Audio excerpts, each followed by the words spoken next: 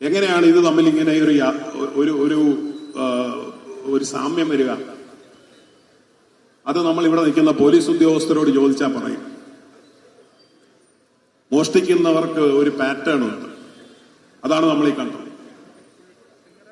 അപ്പൊ ഇതിനെ സംബന്ധിച്ച് ഇത് കേരളത്തിന് നഷ്ടപ്പെട്ട തുകയാണ്, ഈ നാടിന് നഷ്ടപ്പെട്ട തുകയാണ്. പക്ഷെ ചോദിക്കാൻ പാടില്ല.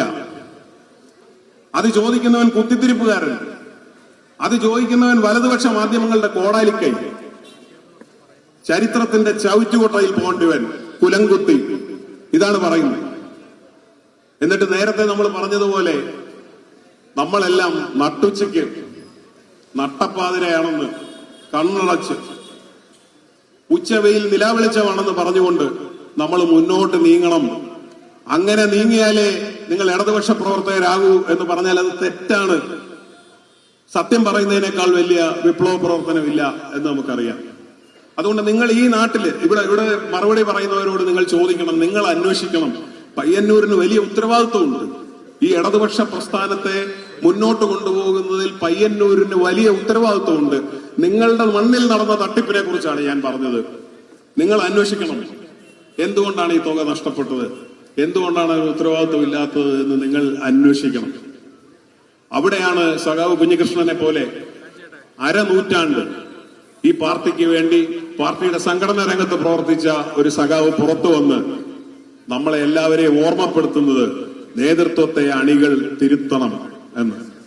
എനിക്ക് കൂടുതലൊന്നും പറയാനില്ല. ആത്മാവ് പറയുന്നത് ചെവിയുള്ളവൻ കേൾക്കട്ടെ. നന്ദി.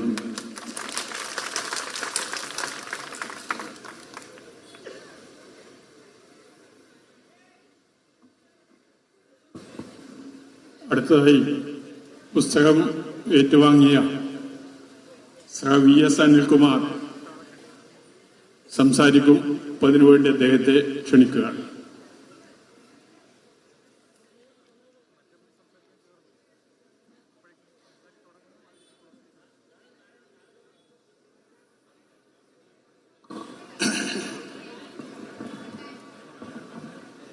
പ്രിയരെ സഖാക്കളെ,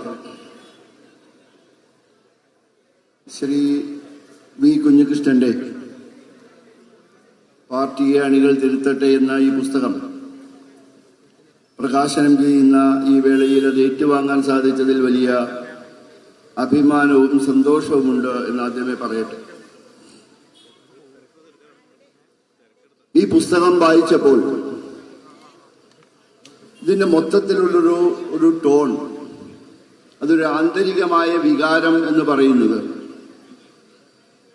ഒരു ആക്രോശമല്ല, എതിർശക്തിയോട് തന്റെ എതിർപ്പുകൾ മുഴുവൻ പറഞ്ഞ് ആക്രോശിക്കുന്ന രീതിയല്ല, മറിച്ച് നേരത്തെ പറഞ്ഞതുപോലെ 50 വർഷമായി ഒരു രാഷ്ട്രീയ കക്ഷിയിൽ വിശ്വസിക്കുകയും അതിൽ പ്രവർത്തിക്കുകയും അതിനുവേണ്ടി ആത്മാർപ്പണം ചെയ്യുകയും ചെയ്ത ഒരു സഖാവ് പാർട്ടിയുടെ തെറ്റുകൾ ചൂണ്ടിക്കാണിച്ചപ്പോൾ, പാർട്ടി വഴിതെറ്റിയാണ് പോകുന്നത് എന്ന് ചൂണ്ടിക്കാണിച്ചപ്പോൾ ഉണ്ടായ പരുക്കുകളിൽ വിലപിക്കുന്നത് പോലെയാണ് എനിക്ക് തോന്നിയത്. ആ